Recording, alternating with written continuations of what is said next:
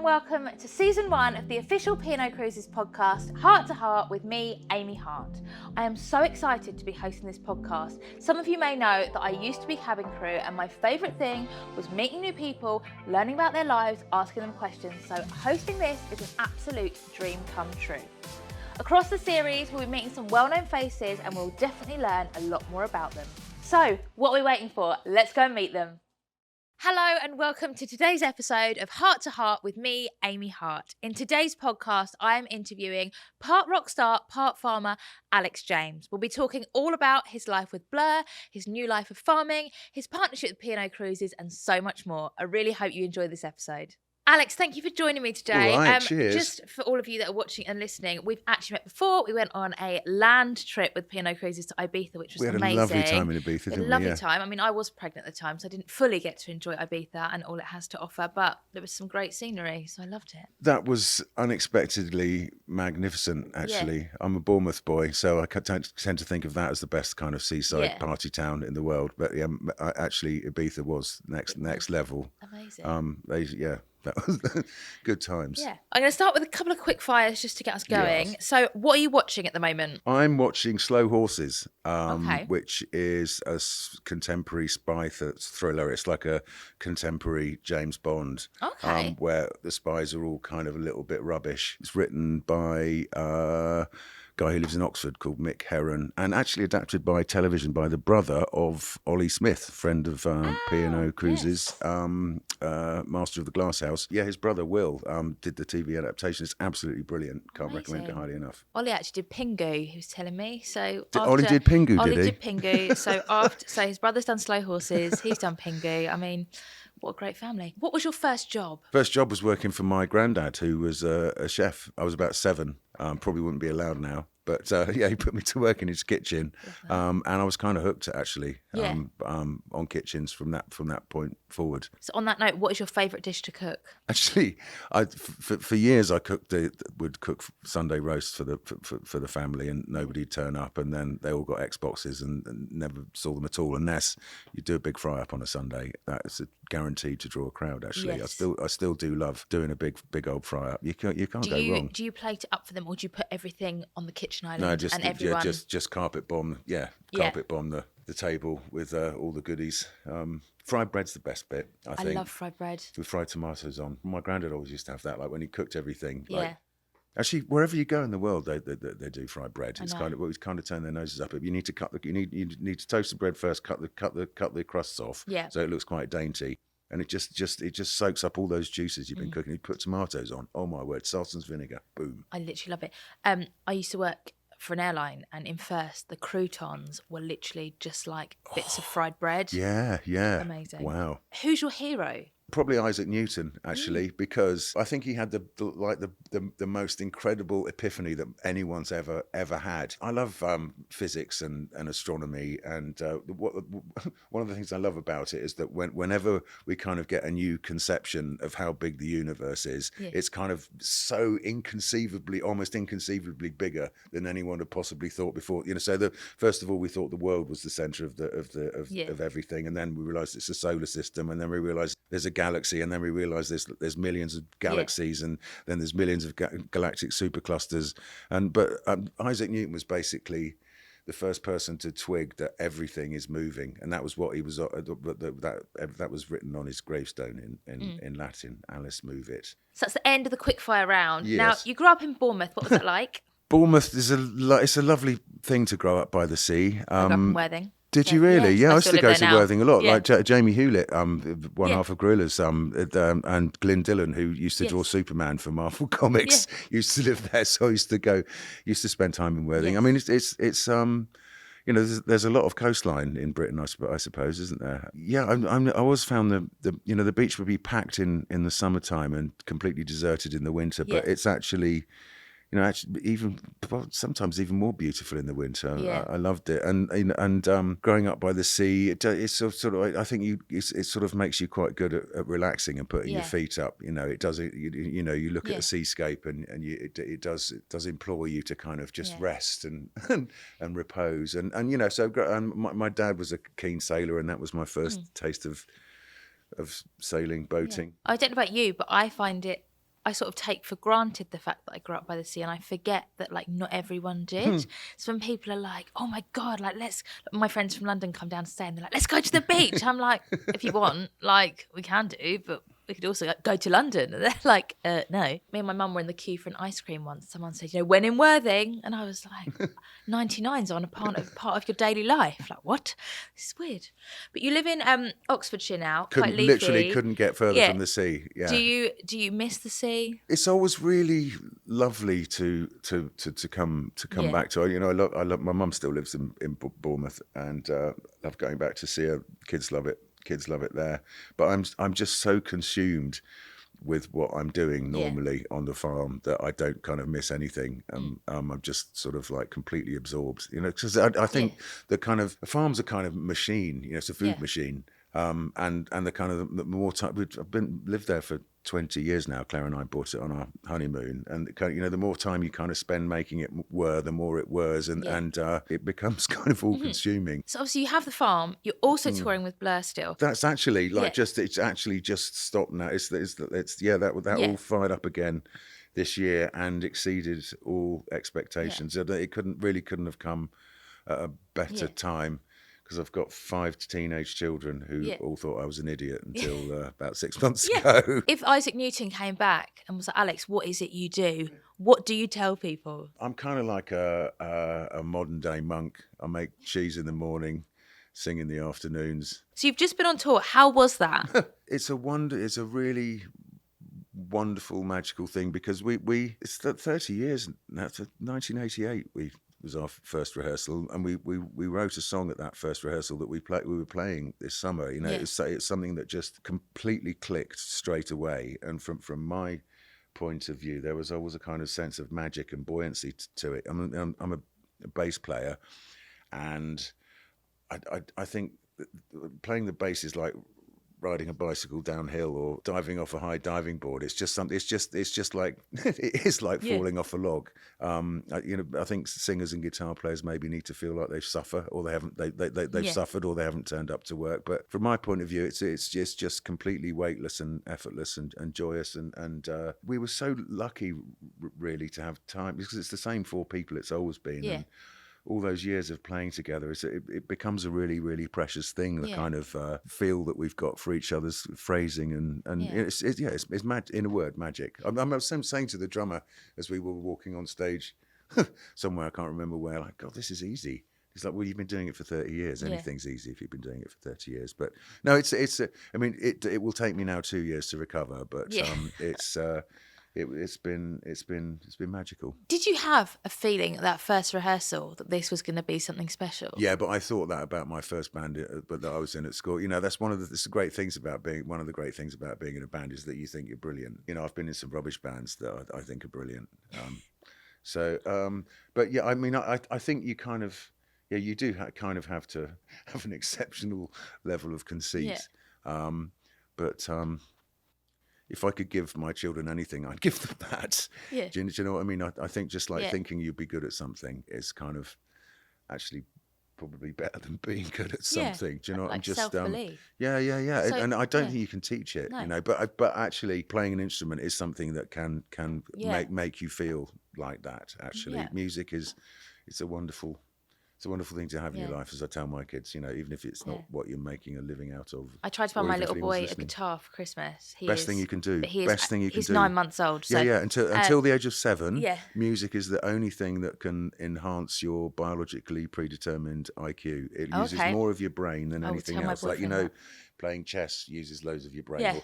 But music, because it's there's motor skills, there's actually maths there, there's emotion, it causes the left and right sides of your brain to kind of knit together better than anything else. So absolutely, it's never too early. So the more music you can play kids, and the more you can just like give them stuff to bang and he have loves a his piano in the house. Does he? Yeah, brilliant. What a brilliant, amazing. So and he's kind of, So I said to Sam, I'll buy him this guitar. He's like, he's too young, next year.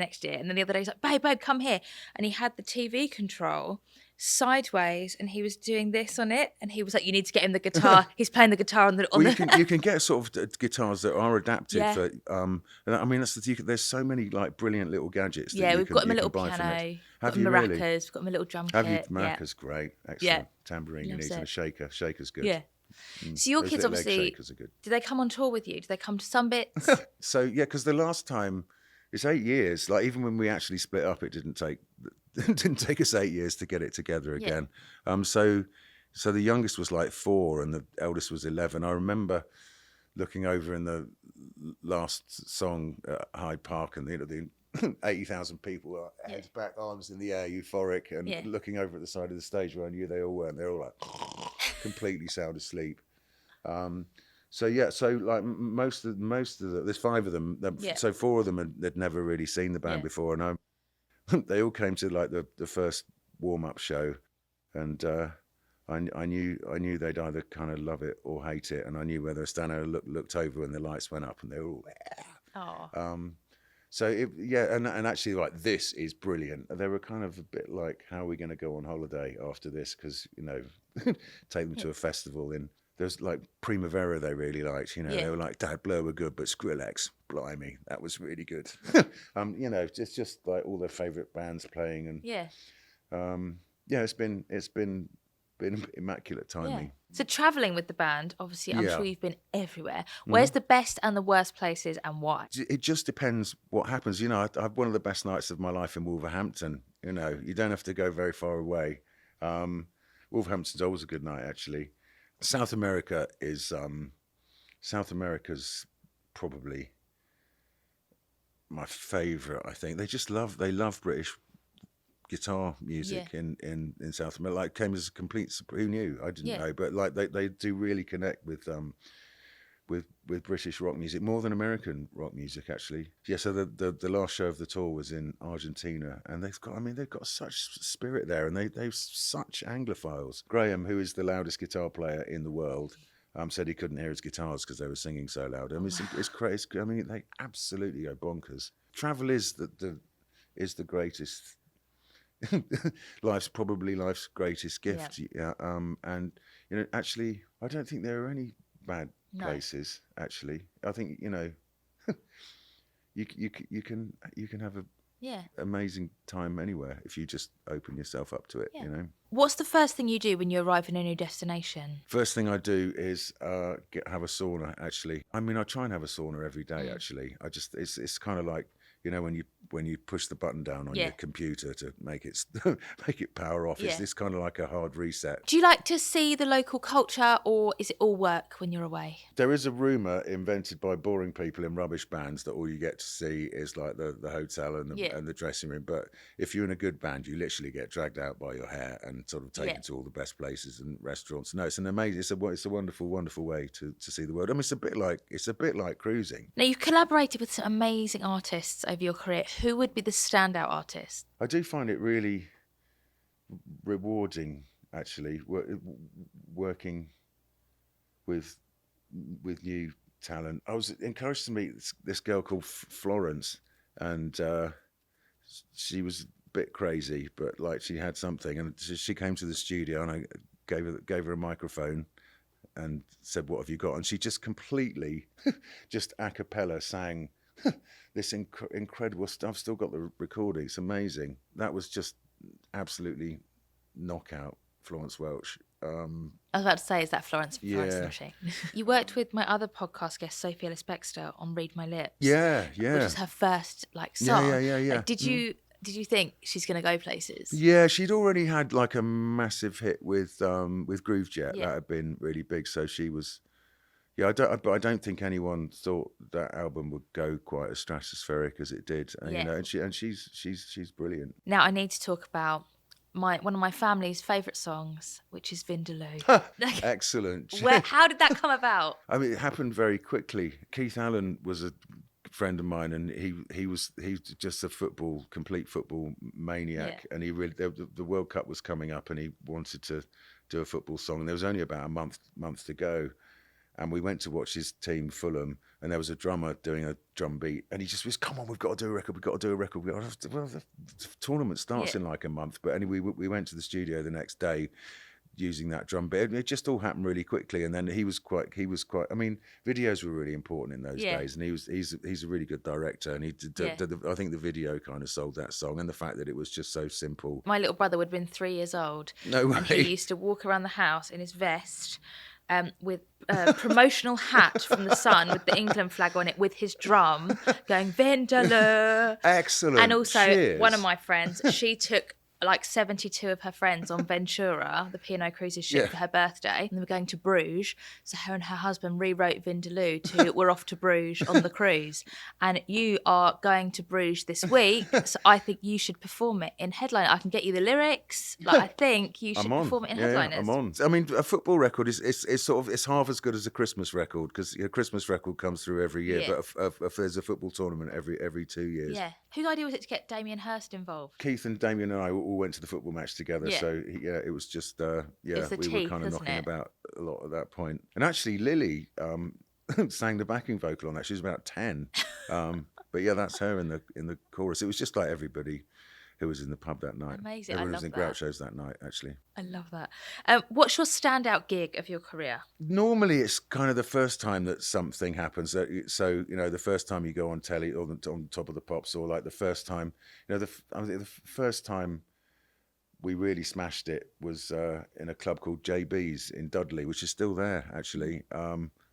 That was a great night. I never thought we'd top Glastonbury 2009. That was a very emotional one. That was kind of like the first time we got back together. But absolutely, no question, the Wembley shows this summer were just like, we were all completely overcome. Yeah. Actually, it was very, very tender and touching, and I mean, that's a good shed, Wembley. I mean, it's they really cranked the volume up, and like just seeing all the, just their packed stadium with everybody with their phones on and jumping up and down. Yeah. It's crazy, really, how music kind of endures in people's hearts and minds. And I suppose that's one of the benefits of the fact that you can access music kind of really easily now is that it does, kids obviously only.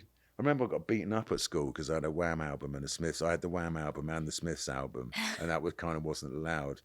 Pick a side and stick to it.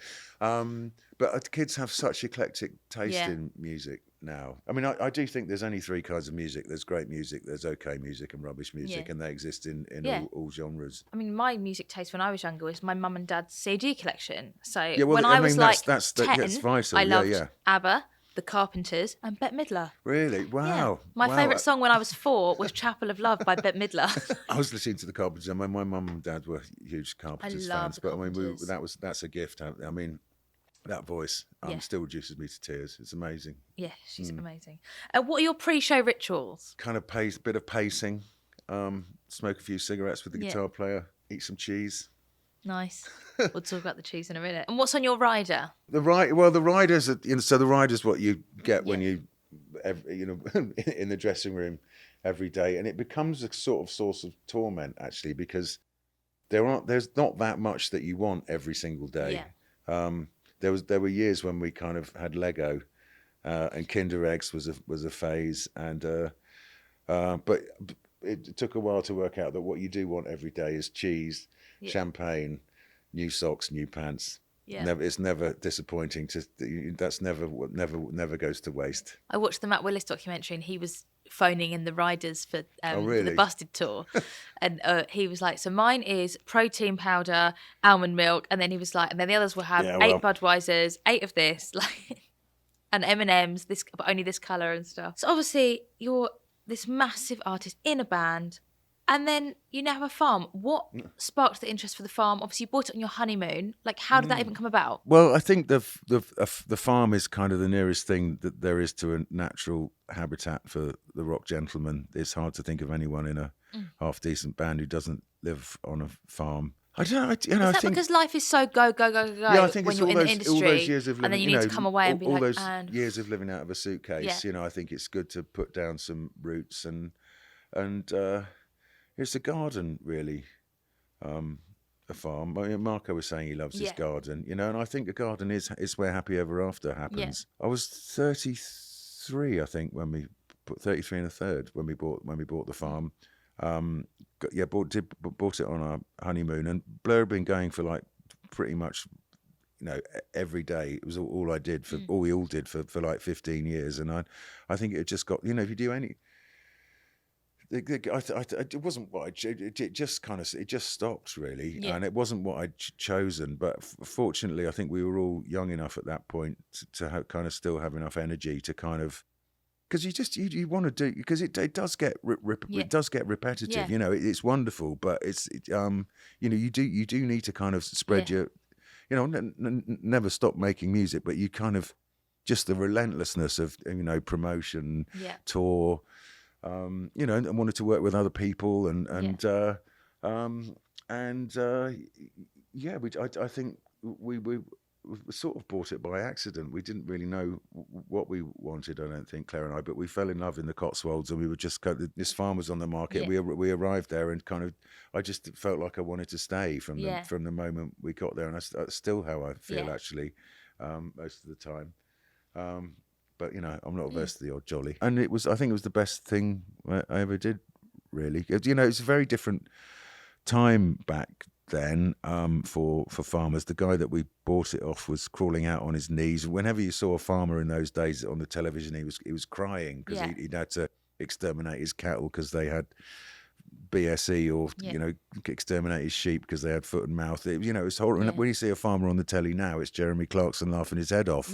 That 20 years ago, that was sort of just at the point when, I suppose, just sort of slightly prior to that, Marco had become the first British chef to win 3 Michelin stars, and that was the start of kind of great television personality chefs like Jamie was just sort of establishing himself. And I think a country that had its kind of culinary stuffing knocked out of it. We've got such a proud and noble tradition of good food in Britain, but the Second World War kind of completely knocked the stuffing out of our food culture, because we ran out of food a generation ago. My dad, bacon was rationed until my dad was in his 20s. It's insane.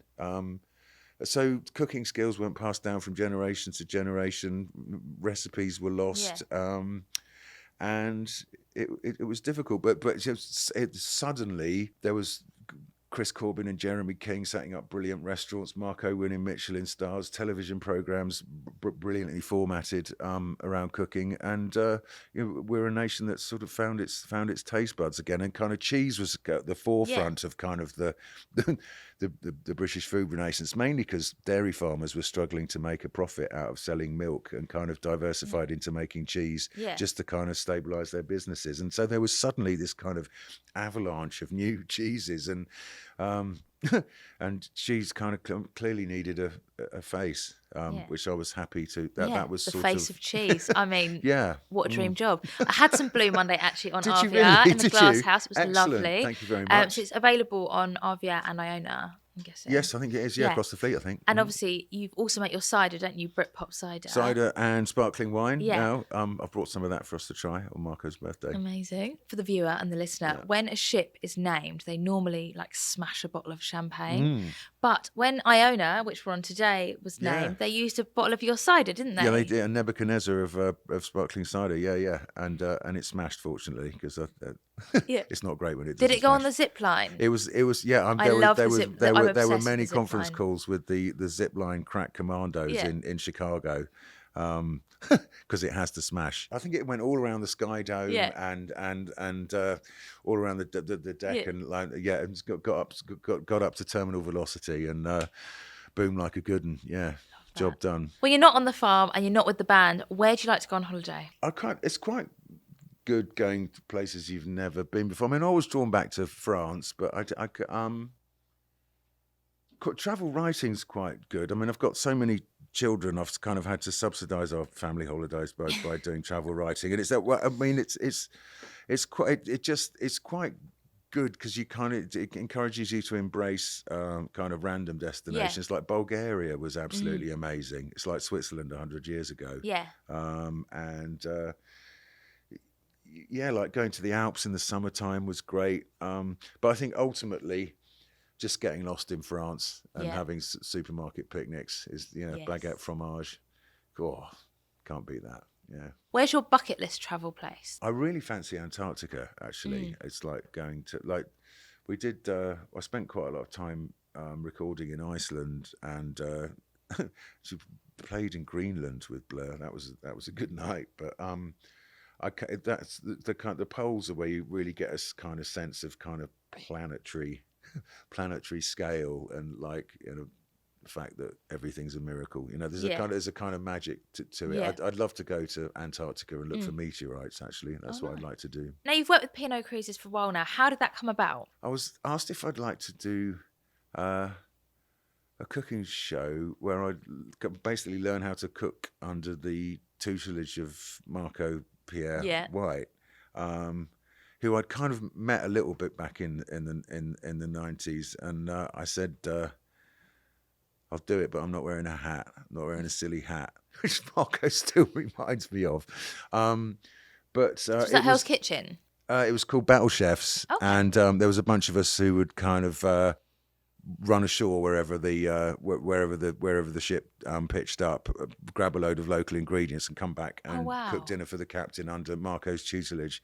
And because we do, I make cheese. I run a food festival. I've kind of rubbed shoulders with a lot of chefs, but Marco, I've never. It was just devastating, like the artistry that he brings to the food he cooks, and he did this mixed grill of fish, and I was just completely knocked out. And that it was great. And then it was, that was really good. And then, do you want to come again? Well, yes. And then my wife was like, "Where are you going all the time?" So you should come. And she came. And then the last time the kids came, I've got a big family, and there aren't many universal pleasures, actually. Not like bubble baths and good food and Boney M. I love Boney M, another one of my mum and dad's CDs. That's something that all three generations of the family agree on. But my mum and dad live next door to a P&O Cruises captain in Bournemouth. And so I remember when they moved there, we're going on a cruise. We're going on another cruise. I think it's a fantastic way for people to see the world. You kind of make it what you want, really. You can sort of tailor it to your own. When I was on the Caribbean cruise, we were making Johnny cakes in St Martin, and I was going to my boyfriend, Johnny Cakes is in a Boney M song. Which one? And I was trying to work out. And in the end, I had to Google like Boney M, Johnny Cakes to find out which one it was. So on the podcast, we have a thing called the penny drop moment, which is about when you're cruising, what is that one moment that makes you go, wow, like I love this? There's lots actually, but a big one was like actually getting a trainer in the gym. I mean, and he was like a karate world champion or something. And he was I went the next day as well, and I lost a ton of weight, like in a week's cruising. And the spa is absolutely, it's called the Oasis, which is obviously a problem, but absolutely world class. I mean, I love a bit of zhuzh and a bit of pampering.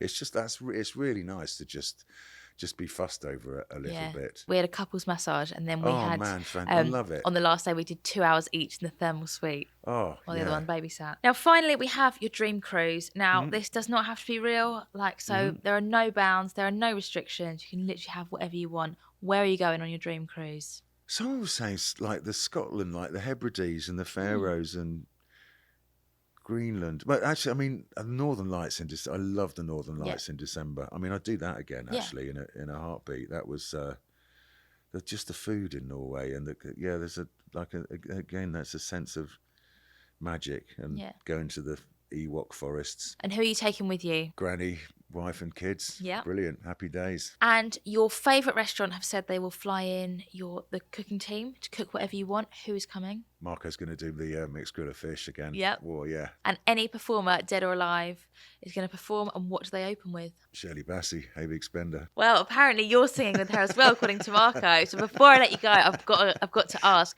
Marco told me you do a fantastic rendition of the old school classic, My Old Man's a Dustman. Only when I've had a few Okay. mezcals. Why do you love that song? I love that song because it was on one of my tapes that I had when I was a kid. Well, it was Lonnie Donegan, wasn't it? Yeah. Popularised it. I mean, and he was a big influence on the Beatles. So. Yeah, exactly. People turn their noses up, but it's a great tune.